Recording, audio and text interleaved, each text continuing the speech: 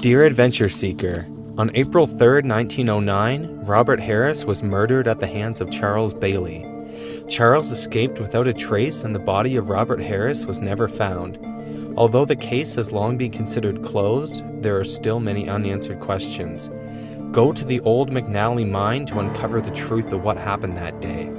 Sincerely, the Clue Master. The McNally mine? That's been sealed as long as anyone can remember, but I think I know another way in.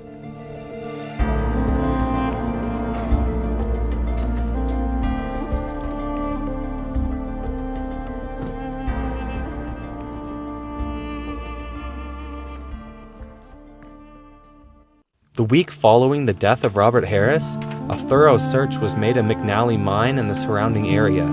On April 11th, Charles Bailey himself secretly returned to the mine and left behind a confession of sorts, confident that it would be discovered by the investigators.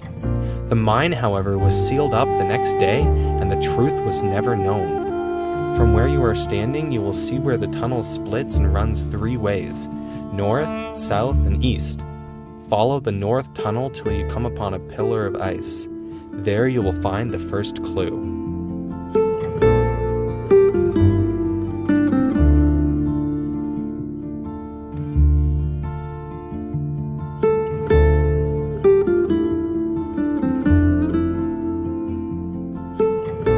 A fierce rivalry existed between Robert Harris and Charles Bailey.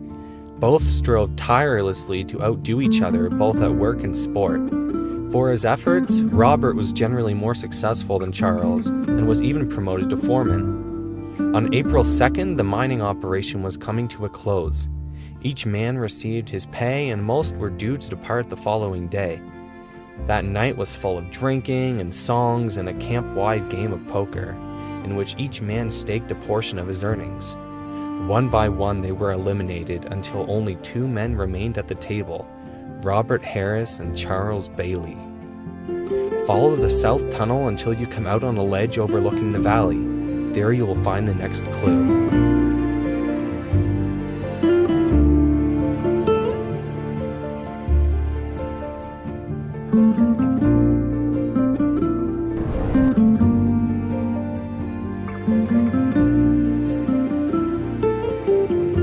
It was the final betting round in the high-stakes game of poker. Charles Bailey held in his hand the 8 and 9 of spades. On the table lay the 10, Jack, and Queen of spades. Together they formed a straight flush, a nearly unbeatable hand. Barely able to contain his excitement, he called an all-in and pushed his chips forward. The $1,000 pot was about to be his. The last laugh in the fierce rivalry was about to be his. The proudest moment of his life was only an instant away. Robert Harris looked him square in the eye and revealed his hand. The onlookers gasped and then erupted in shouts and cheers. Robert Harris had revealed the king and ace of spades, completing a royal flush, the only possible combination of cards in the entire deck able to defeat Charles Bailey. Charles was frozen in place, hardly able to believe what had just happened.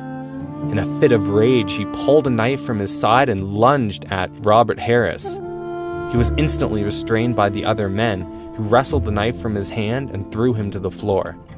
Robert Harris quickly collected the winnings and left the room. At this time, the general crowd also began to disperse.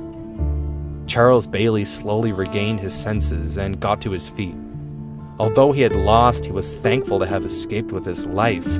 Had he been successful in his intentions, he would have been hung as a murderer the following day. Make your way to the ending of the East Tunnel.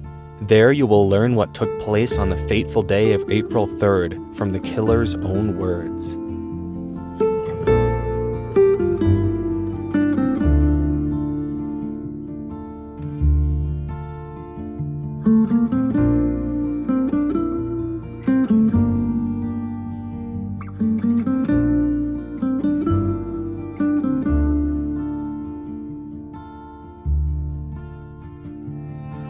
I, Charles Bailey, do solemnly swear that the following account is an accurate record of the events surrounding the death of Robert Harris. Robert's work crew, of which I was a part, was digging a new access tunnel when the news was announced that the mine would be shutting down operations the following month, and so the new dig was abandoned.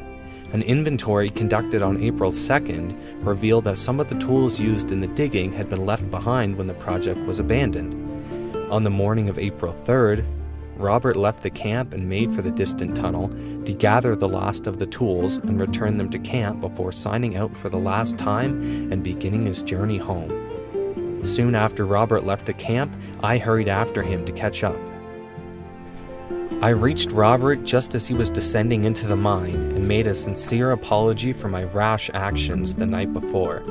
He forgave me, and after some brief discussion, it was decided that I would assist him in gathering the tools, and when we parted ways later that day, it would be on good terms. Little did either of us know what a horrific end Robert would meet with not 1 hour later. Deeper and deeper we descended into the mine, when at last we reached the place where the digging had ceased. We gathered the hand tools together and started wrapping them in long strips of leather for ease of hauling. And then it happened. A soft crumbling sound was heard as a small puff of dust drifted down from the ceiling. Then another, growing larger all the while. The tunnel was caving in. We dropped the tools and sprinted back the way we came as rocks began to fall all around us. I could see Robert just ahead of me through the clouds of dust. The next instant, I was struck by falling debris and collapsed in darkness. When I awoke, I was being shaken violently and slapped in the face. Robert had come back for me. "Wake up! We have to move!" he screamed at the top of his lungs. He pulled me to my feet and boosted me up a large boulder that was blocking our path. I scrambled to the top and turned to offer my hand to Robert. At that moment, a large section of the ceiling came crashing down, crushing both of Robert's legs. He cried out in pain and struggled to free his broken body. I pushed on the rocks and heaved on his arms with all my strength, but it was no use. Everything seemed to go quiet as Robert reached out and grabbed my collar.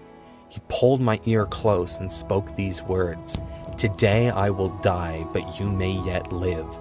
If you make it out of here alive, then I charge you to live a life that is worthy of the sacrifice I have made. Now go!" Robert thrust me away, and as he did, another section of the ceiling collapsed, burying him completely. I turned and ran as fast as I could and didn't stop until I reached the surface. The collapse had been localized to only the tunnel containing the new dig and was likely the result of poor bracing. I stumbled out onto the mountainside. I was covered in blood, partly my own and partly Robert's, but not otherwise seriously injured. Tears streamed down my face as I made my way along the trail, reflecting on what Robert had done. I was then struck with fear as a realization hit me.